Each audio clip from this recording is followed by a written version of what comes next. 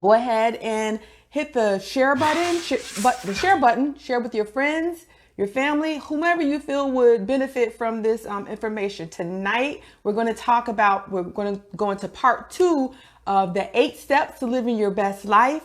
Okay. And the first four we covered last week, living your best life from points, the principles that I should know this by heart. It's my book. I wrote the book, but just so I don't miss anything, we covered know your role, practice good stewardship, avoid the barriers. There were 4 barriers to avoid, and then avoid the credit and debt trap. Tonight, in living your best life, we're going to cover the principles of saving and investing, getting a plan, learning contentment, and giving generously, or being a generous giver.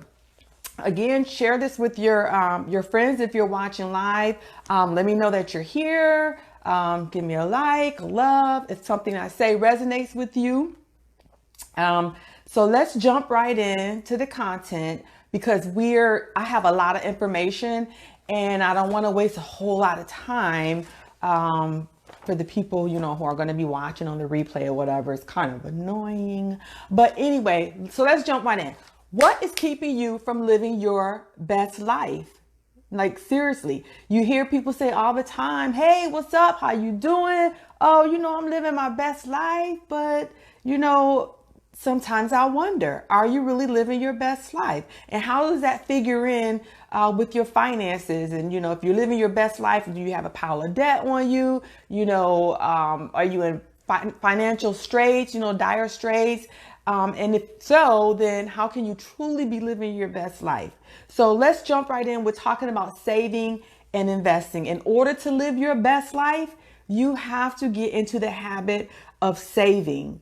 57%, look at this statistic, 57% of people have less than $1,000 saved in their savings account, which means they're not prepared for emergencies. And then 36% of those who have less than 1,000 have, guess what? Absolutely zero. So what happens when the hot water heater breaks or the car breaks down? 9 times out of 10, you have to finance those repairs. And so that's just sets you further back. So it's very important that you learn to save, get into the habit of saving, and then first form an emergency fund. Okay, that can be anywhere between, most emergencies is about $500, to $1,000 would be a safe cushion. I know that's a pinch for some people, because like we said, some people have zero.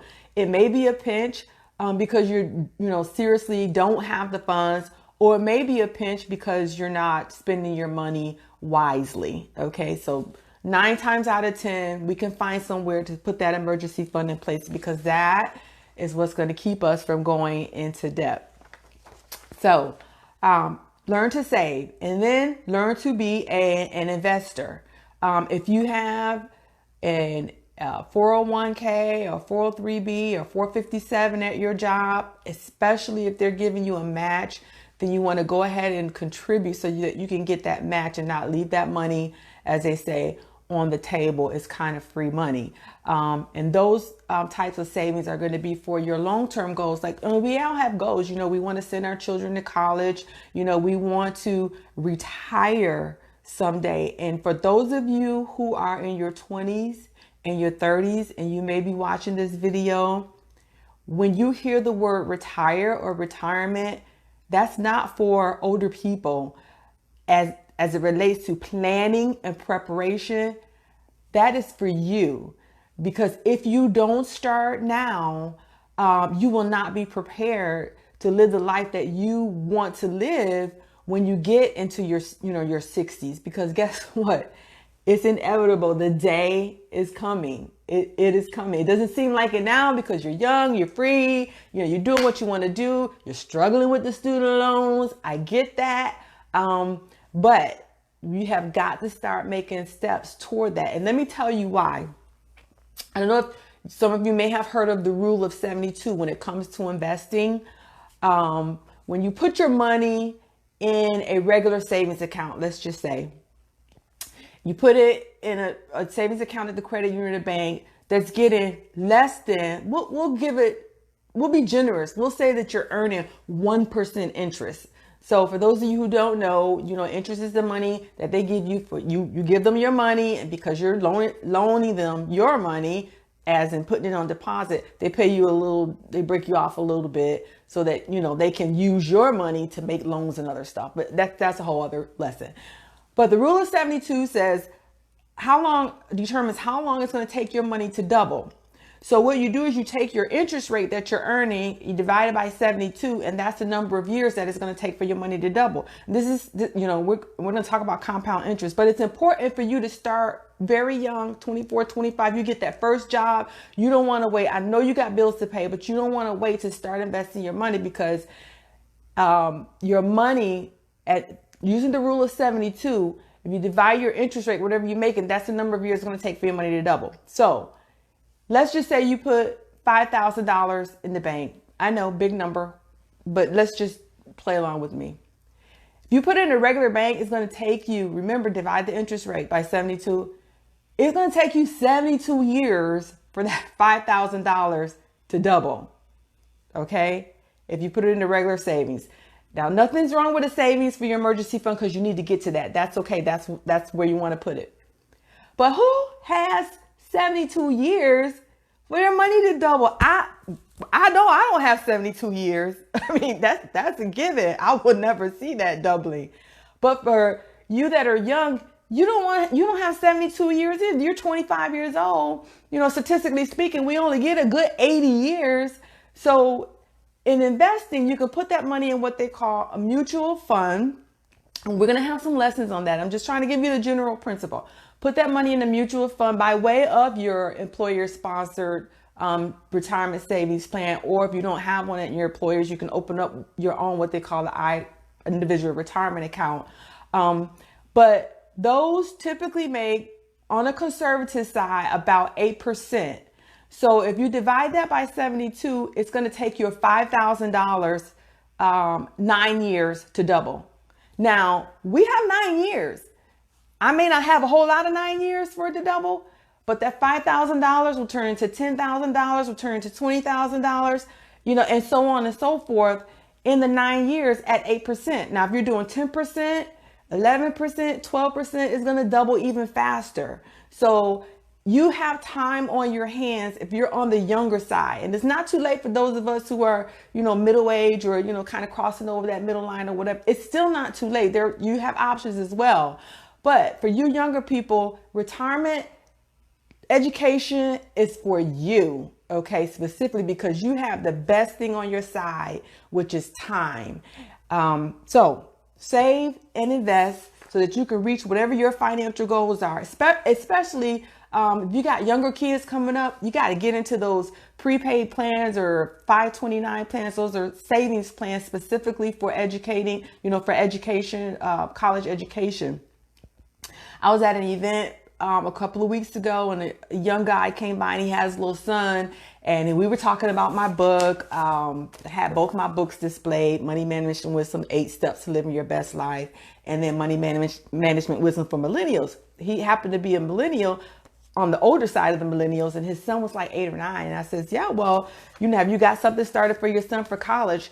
Well, no, I figure, everybody got to struggle. I had to struggle, to get through college, this, that, and the other. And I said, oh, yeah. So when he said he had to struggle, I'm like, so how'd you get through it? He said, man, I took out a boatload of loans and, student loans. And I said, and so how's that working? He's like, oh, I'm still paying. I'm probably paying on them loans till I die. So I said, so it's a struggle for you, huh? He says, yeah, it's kind of a struggle. And I said, so would you not want your son to be in a better situation? And I didn't want to sound judgmental or anything, because in this field that I am, you can't judge people because you kind of scare them off. So, and he says, you know what? I guess I never really thought about it like that. And I said, yeah. I said, well, think about what you're going through. Think about your regrets, as it relates to debt. And, we don't want to set our children up. I'm talking to you now. We don't want to set our children up, for the same kinds of regrets and struggles that we are having. So the best way to do that is to start saving early, start saving now for those things that are going to come, college and retirement. And this is recorded on my phone and someone is trying to call me. So I don't know how this is going to work out because I don't know how to. Anyway, welcome to the green table. We're learning. We're going through this. So the next thing that I want you to focus on is to get a plan. Now, when I say get a plan, one of the reasons we can't live our best lives or people are not living their best lives is because they don't have a plan. They don't have a clue what they're doing in life. They haven't set any goals. They don't know what their purpose is. And these are things you need to know so that you can plan your money and your resources around those things. We kind of touched on this last time when we're talking about purpose, but you need a plan. And a financial plan is what we call when you're trying to plan out your life and what you want to do to reach your goals. The tool that we use is called the budget. I know, scary word. Some of y'all like, I tried it, been there, done that, doesn't work for me, blah, blah, blah. But this is the best tool that you're going to have because you have to keep track of your money, what you got coming in, and where that money is going. And the key is to assign a place for every one of your dollars, and we call it the $0 budget, and I have a workshop that's going to be coming up, and we're going to do some hands-on, craft up a budget while we're there. So when you leave the workshop, you will have a budget in hand or on your computer that you can work with. But anyway, most people's way of checking their money or keeping track of their money is this. You pull up the cell phone. Oh, go to your bank, check your balance. It's like 4 days from payday. Oh, I'm good. And that is their tracking plan for their finances. And that's not going to work. Hey, Mara. Hey, Marva. How you doing? That's not going to work. Hey, Rob. So listen, you have to have a plan. Create some goals for your life. And then when we build our budget, when you build your budget, your line items are going to line up with the goals that you have set for yourself. So if your goal is to pay down debt, guess what? You're going to have a line item in your budget where you're going to assign dollars to that. You know, you have to know where your money is going. You have to tell your money where to go. And you know, one of the young kids, I do these workshops for my job for the where I work. So I teach a class through our training and development department on personal finance. And one of the young persons was like, that's just too much trouble trying to keep track of money and and all of that. I'm good with my method or whatever. And I'm trying to teach, especially the younger crowd, that if you get into these good habits now, they'll follow you throughout and you'll be able to reach those goals that you set for yourself. And I have them write down their goals at the beginning of the class. And as we're going to the class, I ask, would this behavior help you or hinder you in meeting that goal? And I have them focus on that goal. As a matter of fact, I give them this $5 bill. It's kind of fake. But on the back, I have them write their goals. And then as we go through, we come up with 4 ways that I tell them, when you get ready to spend, these are 4 questions you need to ask yourself. I'm not going to give those away to you because that's in another lesson. But they put this in their wallet or their purse or whatever. When they go and they're shopping, it's like a little reminder, like, oh, I made a commitment to myself. And I have this in my wallet as well to remind me. And I will tell you, it works because I have been at Target too many times. But anyway, and go in look in my wallet to get my Target debit card out and see this. And literally I'll look at what I have, and I've been known to, no, I really don't need that. Because you know what? That doesn't fit in with my goal. This is what I'm telling myself mentally. So anyway, because the cashier don't need to know all my business. But anyway, so get a plan for your life so that you can have a plan for your money. And 7 is learn to be content. Now, this is a hard one.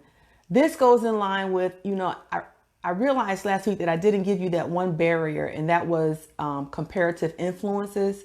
And that's, comparing your life to others. Older generation calls it keeping up with the Joneses. These days, it's the show and tell show on social media.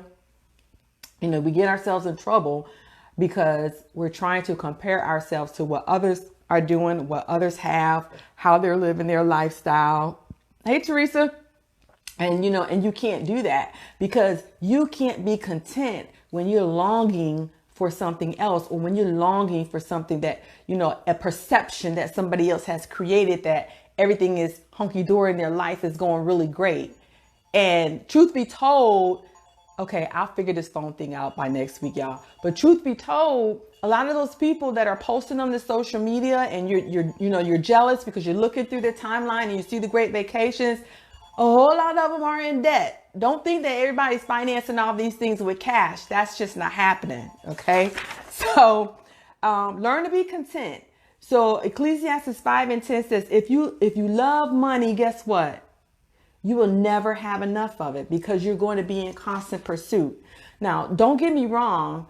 You're supposed to pursue your goals. You're supposed to pursue, if you got it in your head, you want to start a business, you want to, whatever you want to do, pursue it, but not to the point to where you're so obsessed with it that you can't enjoy life right now. Life is meant to be enjoyed as you go daily.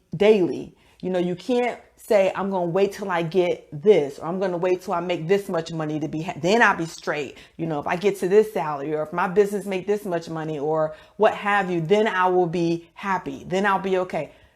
Meanwhile, while you're trying to get there, life is passing you by because you're so busy grinding. You're so obsessed with getting there that, you're glossing over the journey along the way.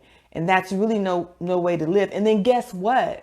If you have that attitude, once you get there, it will never be enough. It won't be enough. Then you're going to be on to the next pursuit. Now, contentment, don't confuse contentment with complacency. Don't be complacent. Don't settle. We're supposed to be content and just accept whatever is thrown our way and be happy. No. Contentment is different from settling. Settling just means you give up. You're not, whatever comes my way, that's my lot in life. And that's not what God wants for us. Okay. So being content is basically just having faith and saying, this is where I am today. This is where I am right now. I'm going to enjoy where I am. I'm going to deal, if it's a bad situation, I'm going to deal with the situation because I have faith that I'm going to be in another space in due time. So I'm not going to fret. I'm not going to try to fix it, so to speak, myself. I'm not going to jump ahead and do some nefarious acts or whatever to get what I want or to get what I need. I'm just going to be content until, it's time to move to that next step, until the Lord moves you to the next step or the next thing or to the next acquisition or whatever it is. It's just not being obsessed with getting there. But yes, you make daily strides, you make weekly strides, you do things to meet those goals. That's a given.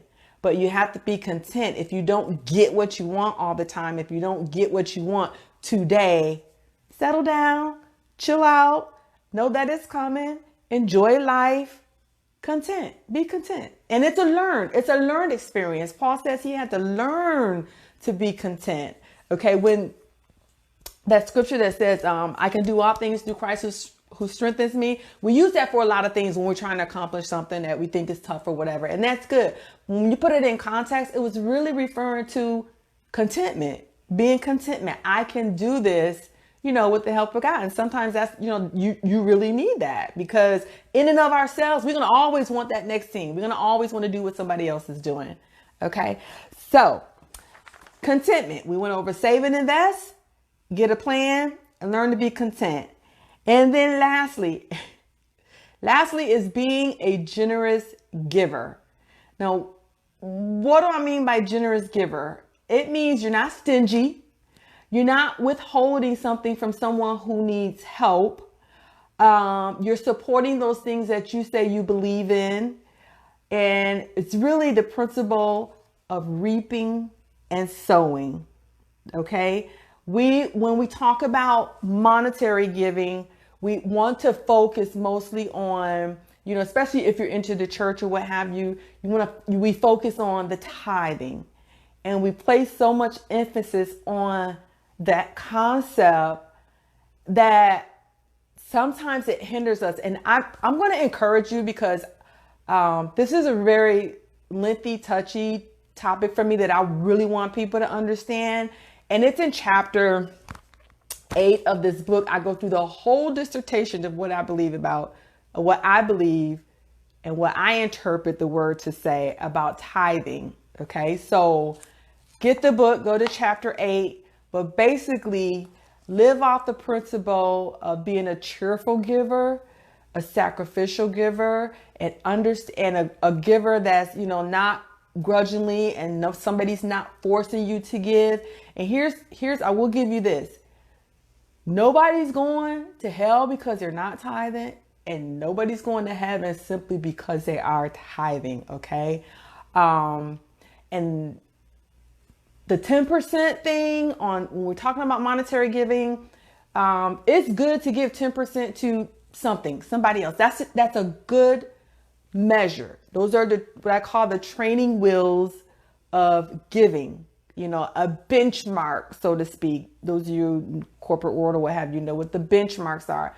And something to say, this is the minimum or this is the standard. But seriously, when you understand the grace of God, the mercy of God, and you're giving out of a heart of gratitude and not just money, anything, then I believe you're giving what will be in excess.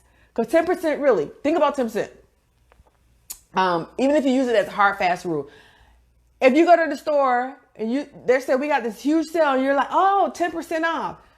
For me, I'm like, 10%? I mean, really, is it even worth my time, like to drive to the outlet, a mall or whatever for 10%? It seems like a nominal amount until somebody says, oh, we gotta give 10%. But no, you don't gotta. You don't have to, okay? Per se. Now, we can use it as a guide. And I know I'm kind of talking all over it because I'm going to have a bunch of pastors and church leaders mad at me because, don't really understand the breakdown of it. But I think some of them really do. Pastor Maxwell, please don't get mad at me or whatever. But anyway, but I think we're on the same page. Pastor Maxwell, my pastor, did a lesson on sowing and reaping. And it was such a good lesson because if you understand the concept of you reap what you sow, then the tithing thing won't even be an issue. It's a moot point. You just follow the reaping and sowing. You reap little, you sow little, you reap little, you sow a lot, you right. It's just a law. It just works. And I know it works for me because it works. Being debt free, it allows me to be more of a giver, and not just with money, but in my time, and even trying to do the whole money management thing. I found that I can devote time to people, devote more energy to people, help people. And here's the funny thing.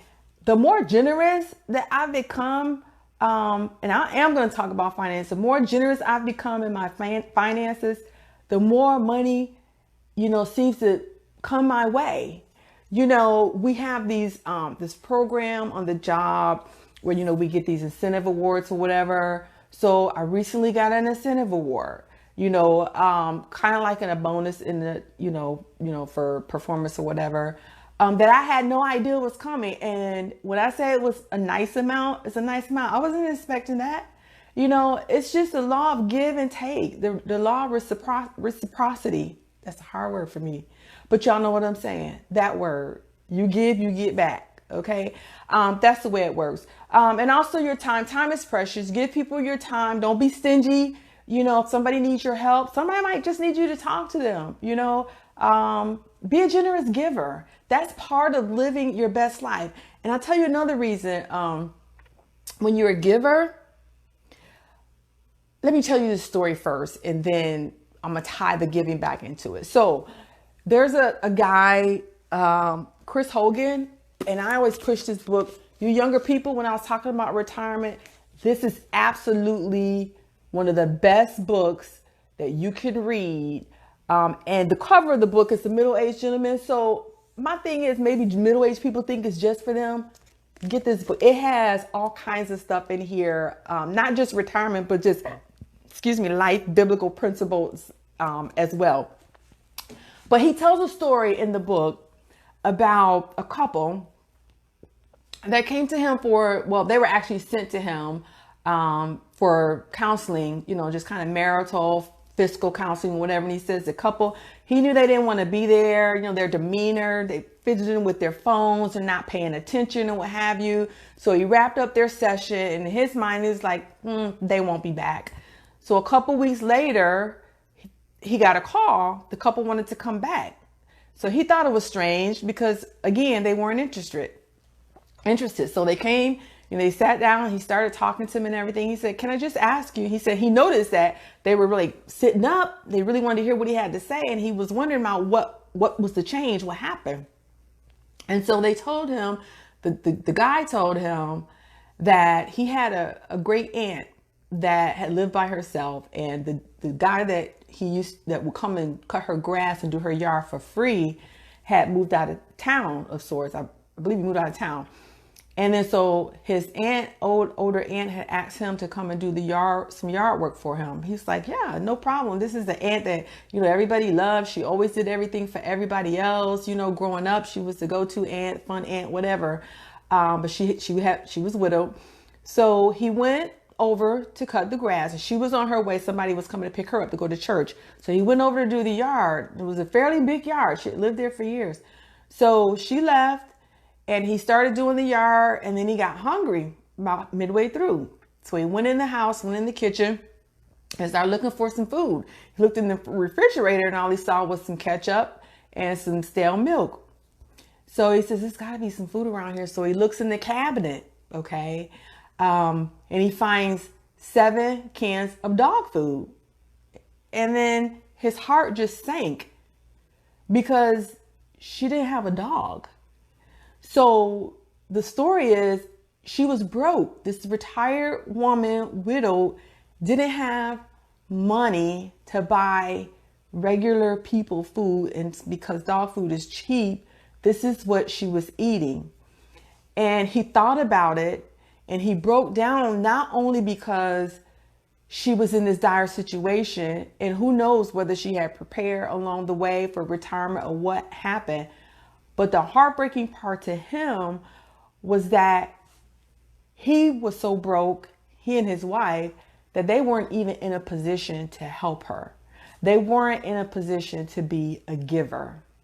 And so that's another reason why, how you can live your best life is showing love and being able to give and help others along the way.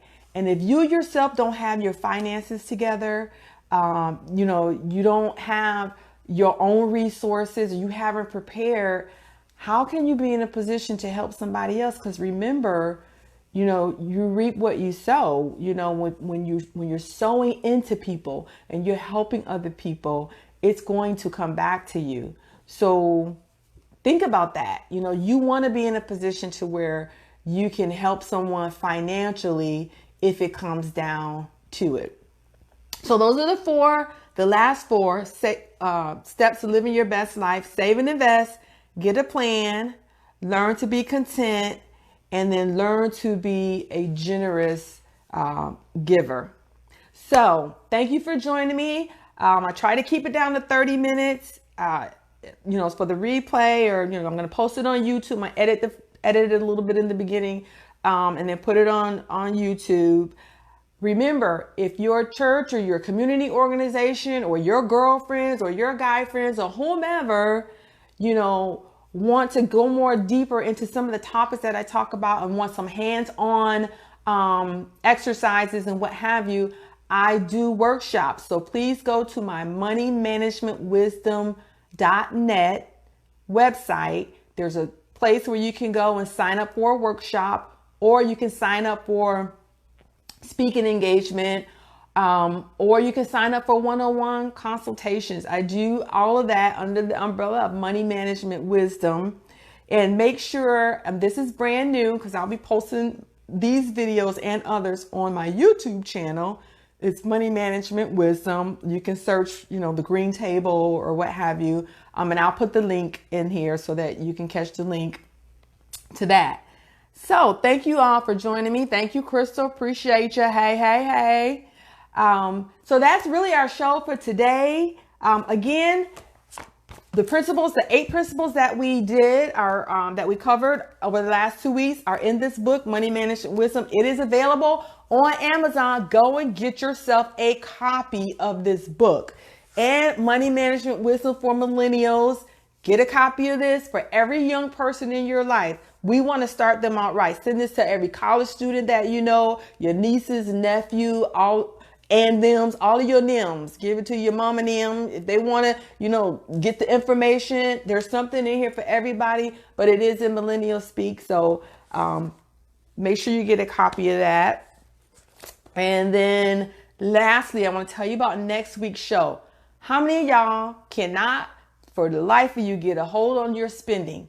Next week, we're going to talk about spending, why we spend so much, why we can't get control of our spending habits. And there are reasons why. We're going to cover the main ones. But if you have problems spending, if you have a friend or a spouse that just can't seem to get this spending under control, tell them to tune in next week. That's going to be our topic. Okay. We're going to talk about spending. Thank you so much. Appreciate you. And I will see you next week. Love you guys.